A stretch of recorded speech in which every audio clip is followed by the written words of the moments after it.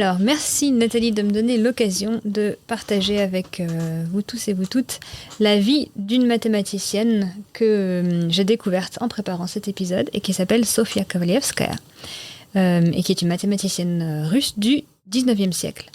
Donc je vais essayer de vous raconter un petit peu les faits qui m'ont marqué de sa vie et de son parcours en me basant sur un livre que j'ai trouvé extraordinaire qui s'appelle Kovalyevskaya, l'aventure d'une mathématicienne, dans une série qui s'appelle Un savant, une époque, et qui a fait aussi beaucoup de livres qui racontent les vies d'autres mathématiciens. Et donc ce livre a été écrit par Jacqueline Détraz et se compose de 3 parties. La première est une autobiographie, donc écrite par Sofia Kovalyevskaya elle-même, et qui raconte son enfance, parce que Sofia Kovalyevskaya, comme je vais vous raconter, s'intéressait autant à la littérature qu'aux mathématiques. Un peu comme Grothendieck dont tu nous as parlé l'épisode précédent, Ayman. La deuxième partie du livre est une biographie qui a été écrite par la meilleure amie de Sofia Kovalyevskaya, donc une contemporaine, et qui s'appelle Anne-Charlotte Leffler. Et puis la troisième partie du livre est un résumé des travaux de Sofia Kovalyevskaya par l'autrice du livre. Et donc, il y a vraiment beaucoup de choses à dire sur ce personnage. Mais donc, commençons par le début. Elle est née en 1850 à Moscou.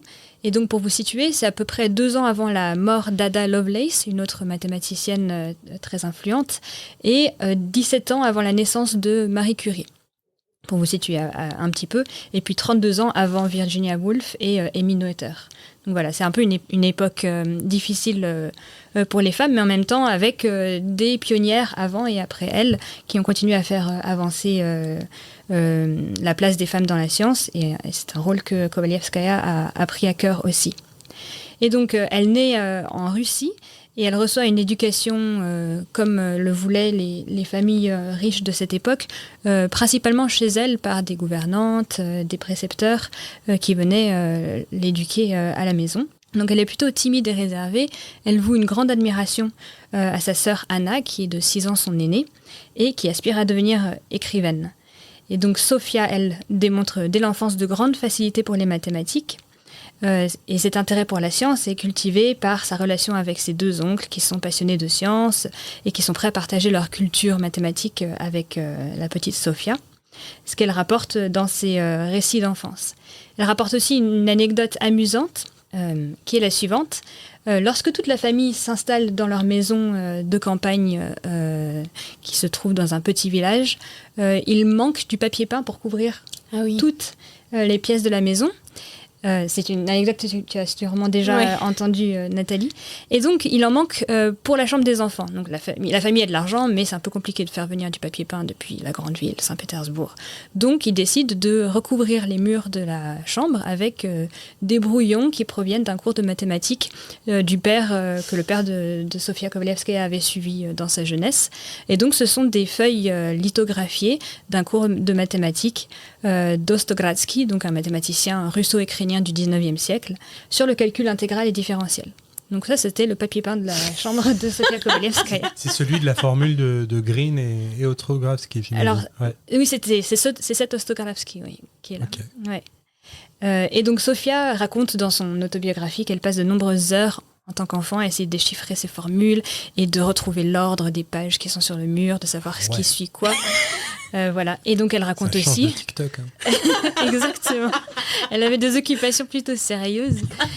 Et elle raconte que elle a eu des flashs un petit peu plus tard dans sa vie, lorsqu'elle a commencé à étudier les mathématiques de façon plus poussée, des formules qui lui revenaient un petit peu en mémoire ou des mots qu'elle avait déjà aperçus dans son enfance, même si évidemment elle ne pouvait rien comprendre à ce qui était sur le mur, mais en tout cas ça a peut-être inspiré une partie de sa vocation, même si évidemment c'est pas une condition suffisante, puisque par exemple sa sœur n'a jamais fait de mathématiques.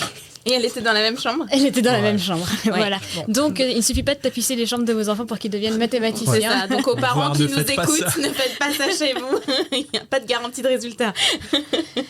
Et donc Sofia et sa sœur Anna tenaient à étudier.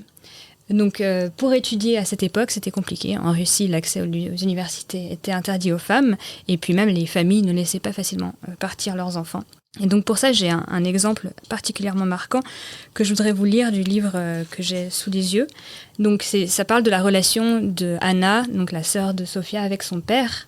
Donc Anna, elle, était aspirante écrivaine et avait commencé à échanger des lettres avec le grand écrivain Dostoïevski, qui l'encourageait et avait même publié certains de ses écrits dans des journaux. Et donc, malheureusement, le père des deux sœurs tombe sur ces lettres de Dostoïevski et pique une colère incroyable et dit ces mots qui sont tirés du livre de Sofia. Une fille qui engage une correspondance avec un inconnu à l'insu de son père et de sa mère et qui reçoit de l'argent de lui est capable de tout. Aujourd'hui, tu vends ta prose, le temps viendra peut-être où tu te vendras toi-même. Ouf. Voilà l'ambiance ambiance. Ah ouais, ok. Dans laquelle les deux sœurs sont élevées. Et donc, les deux sœurs veulent partir étudier à l'étranger, mais évidemment sans le consentement de leurs parents. Et donc, elles ont recours à une ruse qu'employaient beaucoup de jeunes de l'époque qui faisaient partie d'un mouvement politique et un courant de pensée qui s'appelait le nihilisme, qui principalement s'opposait aux valeurs traditionnelles des générations précédentes et qui prônait l'émancipation des femmes. Cette ruse consiste à contracter un mariage fictif avec une personne d'accord, une personne choisie. Et donc là, dans ce cas, Sofia Kovalevskaya réussit à convaincre un jeune biologiste, paléontologue, de l'épouser. Donc le mariage est effectif dans le sens où ce n'est pas un mariage d'amour, mais c'est un mariage pratique, voilà. De science dans ce cas-là, un mariage pratique, de façon à ce que la jeune fille puisse s'émanciper de ses parents et partir à l'étranger, étudier avec ce jeune homme qui de toute façon lui aussi voulait partir étudier à l'étranger. Est-ce que tu sais si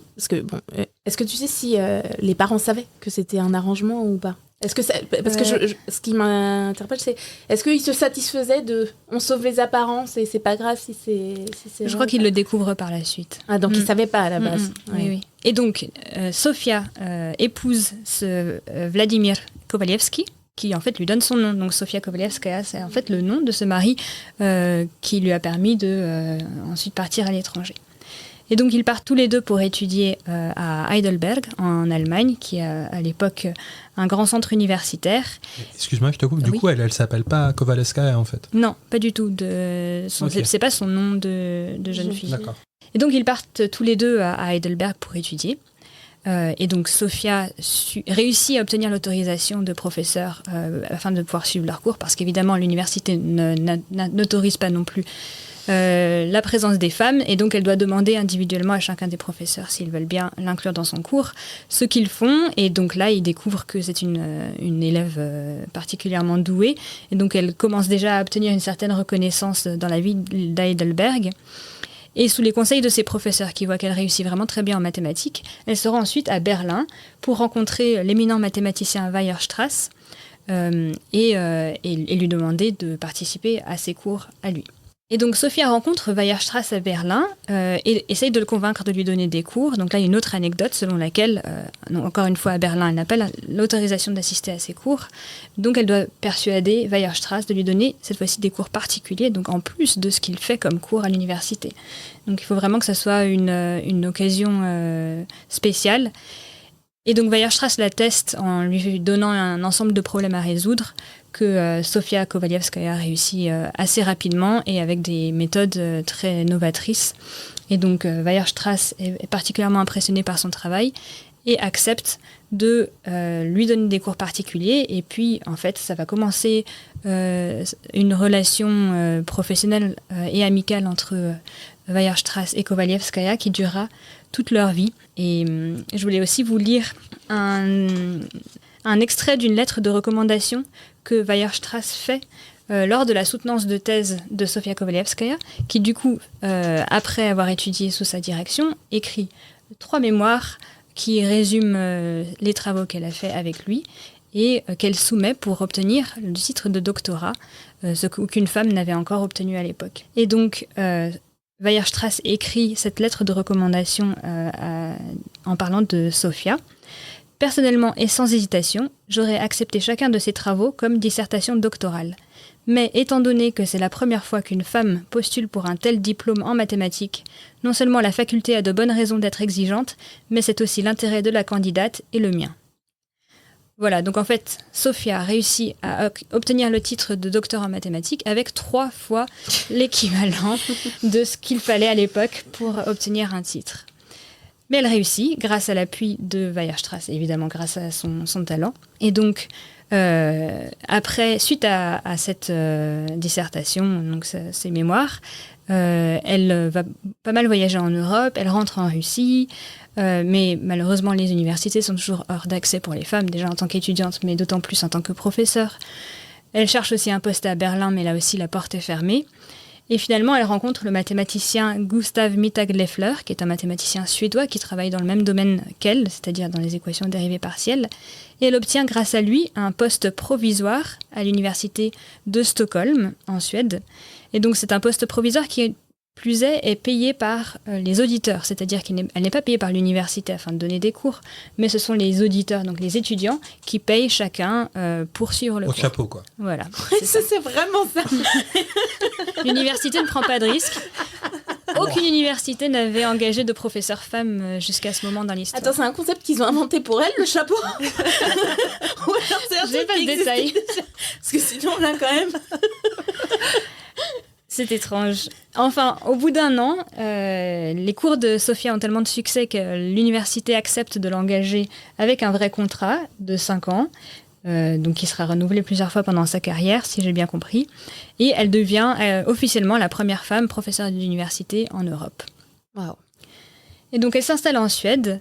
Elle devient rédactrice notamment du journal Acta Mathematica, qui est un journal vraiment très connu dans plusieurs domaines des mathématiques, dans les mathématiques en général. Donc c'est la première femme à devenir membre d'un comité de rédaction d'un journal de sciences. Elle développe une amitié avec la sœur du mathématicien Gustav Mittag-Leffler, qui est l'écrivaine Anne-Charlotte Leffler, et qui, elle, écrira cette biographie dont je vous ai parlé au début. Et la vie de Sofia Kovalevskaya a des hauts et des bas. Elle a beaucoup d'événements tragiques lors de sa vie, dont la mort de son mari, plus tard la mort de sa sœur, donc qui font qu'elle trouve la vie plutôt difficile. Dans la biographie est aussi mentionné le grand intérêt de Sofia pour la littérature. Elle a notamment écrit plusieurs livres, dont son autobiographie et un roman. Et donc elle fait au cours de sa vie plusieurs allers-retours entre Stockholm, Moscou, Berlin, Paris. Elle se trouve assez malheureuse au bout d'un certain temps à Stockholm et aimerait quitter la ville pour retourner soit en Russie, soit à Paris, mais là les portes sont toujours fermées. Un autre extrait qui m'a marqué, qui est une lettre du ministre russe de l'Intérieur, qui décrit ainsi le fait de refuser l'accès à l'université à Sofia Kovalevskaya. Donc il dit « Sofia Kovalevskaya, qui a acquis une grande réputation à l'étranger par son travail scientifique, n'est pas moins connue de nos mathématiciens russes. Le brillant succès de notre compatriote à l'extérieur est d'autant plus remarquable qu'il n'est pas dû à une expression de fierté nationale et qu'il ne doit être attribué qu'à ses qualités supérieures. Mais, comme les chaires de nos universités sont fermées aux femmes, quelles que soient leurs capacités et connaissances, il n'y a pour Madame Kovalevskaya en Russie aucun poste aussi gratifiant et rémunérateur que celui qu'elle occupe à Stockholm. » Ouais, vous êtes excellente, mais vous êtes une femme, donc fin de non-recevoir. Donc ça, c'est les portes qui se ferment un petit peu devant Sophia, malgré sa grande reconnaissance, même à l'époque par ses pairs. Elle a des relations avec beaucoup de mathématiciens qui sont restés extrêmement connus. Et voilà. Et donc, malheureusement, la fin de sa vie est tragique. Elle prend froid et meurt en 1891, donc à 41 ans. Elle est morte jeune. Elle est morte très jeune, voilà. Ah. Et donc, elle a une dizaine d'articles publiés et des travaux scientifiques très reconnus. Notamment, elle a participé elle a donné son nom à un théorème, le théorème de Cauchy-Kovalevskaya, par lequel elle démontre l'existence et l'unicité de la solution d'une équation de dérivée partielle. Et un de ses autres travaux très connus est la résolution explicite des équations décrivant la rotation d'un solide autour d'un point fixe, dans un cas particulier, mais un cas qui généralise des travaux précédents d'Euler et de Lagrange. Donc pour vous dire un peu le niveau qu'elle pouvait avoir. Waouh, c'était quelqu'un... Moi, ce que je trouve fou, c'est qu'elle n'a pas brisé juste le plafond de verre, elle en a brisé plein, en fait. Oui. C'était la première doctorante, c'était la première femme prof en Europe. La première membre d'un comité de rédaction. C'est ça, c'est... Voilà. Mais pour conclure, la raison pour laquelle j'ai décidé de vous parler de cette femme, ce n'est pas pour vous donner un autre exemple de personnalité absolument incroyable qui est impossible à reproduire, mais c'est que c'était une personne avec plein de facettes qui s'est intéressée à beaucoup de choses. Elle s'est intéressée autant à la littérature qu'aux mathématiques. Donc toute sa vie a été un combat pour devenir professeur, être reconnue en tant que femme. Mais c'était une personne très émotionnelle et qui montre que les mathématiciens sont des personnes humaines, ce qu'on a peut-être tendance à oublier dans le stéréotype qui accompagne notre métier. Et voilà. Et enfin, je voulais finir sur le fait que les discriminations qu'elle a subies tout au long de sa vie, certaines d'entre elles sont encore très actuelles, comme le fait qu'une femme doit faire le double ou le triple du travail d'un homme pour arriver à être reconnue au même titre. Et donc voilà, c'est une histoire que je trouve encore très actuelle. Et ça, c'est pas juste une impression, c'est statistiquement établi. On en discutait avec Nastasia. Alors malheureusement, ça va être très flou ce que je vais raconter parce qu'on n'a pas réussi à retrouver la référence. Donc c'est pour ça que je pense qu'elle l'a pas dit. Exactement. Mais moi, je le dis quand même, malgré le manque de référence. Mais on avait assisté toutes les deux à un exposé d'une personne qui travaillait sur les discriminations de genre dans les sciences. Et en fait, ils avaient mesuré que pour un poste, les profils de femmes qui candidataient et les profils d'hommes qui candidataient, et ben les femmes, elles étaient bien plus qualifiées que les hommes en fait pour envisager les mêmes postes et pour être envisagées. Donc c'est quantifié, c'est pas juste une impression. Tout à fait. Et donc pour conclure, je voulais aussi vous lire ce passage qui parle de l'intérêt, de l'amour de Sofia Kovalevskaya à la fois pour les maths et pour la littérature. Donc elle dit: je comprends votre surprise de me voir travailler aussi bien en littérature qu'en mathématiques. Bien des gens qui n'ont jamais eu l'occasion d'en savoir plus sur les mathématiques les réduisent à l'arithmétique et les considèrent comme une science sèche et aride. C'est pourtant la science qui exige le plus d'imagination. Un des mathématiciens les plus éminents de notre siècle a dit avec beaucoup de justesse qu'il était impossible d'être mathématicien si l'on n'avait pas l'âme d'un poète. Oh. C'est joli. Ouais. Oui, c'est très bien de finir sur ça. C'est très joli. Ça laisse de quoi rêver, rêvasser aux gens qui écoutent. Mais c'est vrai que maths et poésie, c'est quand même... Est-ce que c'est souvent associé dans l'imaginaire ? Parce que pour nous qui les pratiquons, finalement, ça paraît assez naturel. Et je ne sais pas si c'est l'image que les gens en ont. Non, je ne dirais pas que c'est l'image que les gens en ont, mais tu parlais d'émotions, de ressenti. Je pense que dans la pratique des maths, l'intuition, quoi, c'est quelque chose qui est connecté d'une manière à nos sens, quoi, d'une manière ou d'une autre. Là, pour moi, c'est un lien un peu naturel avec...